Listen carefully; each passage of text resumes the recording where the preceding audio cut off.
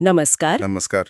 आज हम इतिहास के एक ऐसे अहम और दुखद अध्याय पर बात करने जा रहे हैं जिसने दुनिया को सच में बदल दिया। जी हाँ, हिरोशिमा और नागासाकी पर हुए परमाणु हमले। बिल्कुल।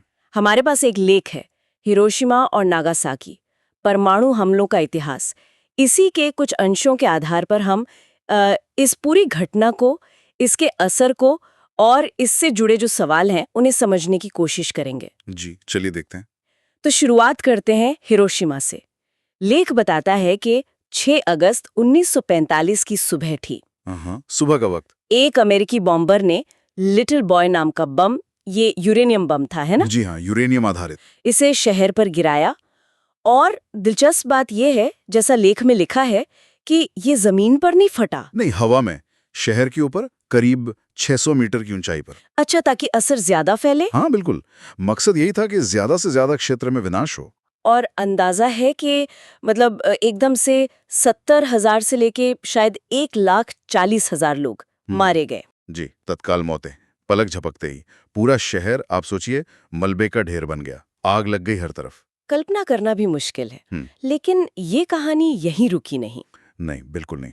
ठीक 3 दिन बाद 9 अगस्त को दूसरा हमला हुआ। नागासाकी पर। हाँ, नागासाकी शहर पर। हम्म, और इस बार बम का नाम था फैटमैन। जी, फैटमैन। और ये प्लूटोनियम पर आधारित था, मतलब पहले वाले से अलग तकनीक। अच्छा, और यहाँ मरने वालों की संख्या? लेख के मुताबिक यहाँ आंकड़ा करीब 40,000 से 74,000 के बीच का है। तो हिरोशिमा से कुछ कम। हाँ, कुछ कम। इसकी एक वजह शायद नागासाकी की भौगोलिक स्थिति भी थी। वहाँ कुछ पहाड़ियाँ थीं। ओ, तो उन्होंने शायद असर को थोड़ा रोक लिया। ऐसा माना जाता है कि उन्होंने धमाके के प्रभाव को कुछ हद तक सीमित कर दिया। हिरोशिमा की तरह वो एकदम खुला मैदान नहीं था। और ये सब हो रहा था, मतलब द्वितीय विश्व युद्ध लगभग खत्म होने वाला था। बिल्कुल, युद्ध के बिल्कुल आखिरी दौर में।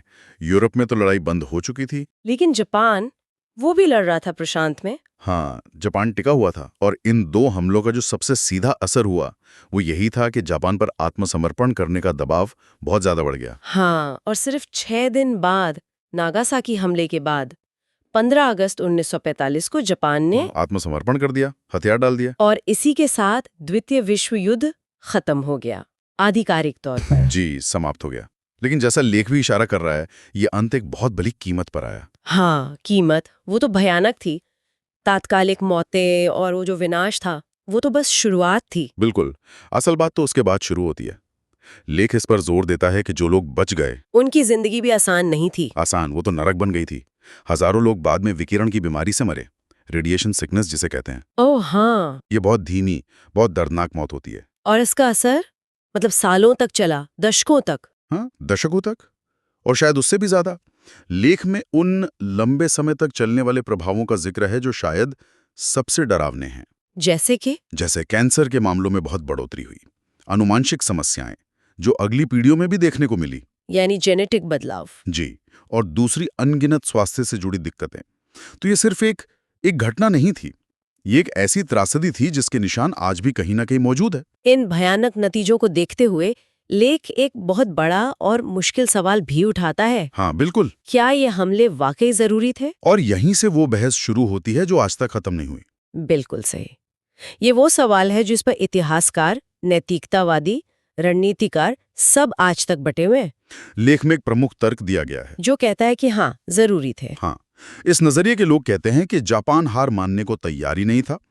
अगर अमेरिका जमीन पर हमला करता तो लाखों अमेरिकी और जापानी सैनिक मारे जाते, और आम नागरिक भी। अच्छा।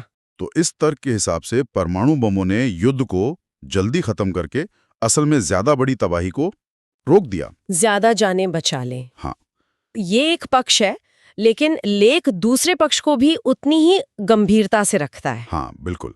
और दूसरा तर्क जो बहुत मजबूत है वो ये है कि ये हमले सैन्य जरूरत से ज्यादा शायद शक्ति प्रदर्शन थे, और नैतिक रूप से बिल्कुल गलत। मतलब आम नागरिकों को निशाना बनाना। हाँ, जानबूझकर पूरे के पूरे शहर जो आम लोगों से भरे थे उन्हें निशाना बनाना, इसे किसी भी तरह से सही नहीं ठहराया जा सकता।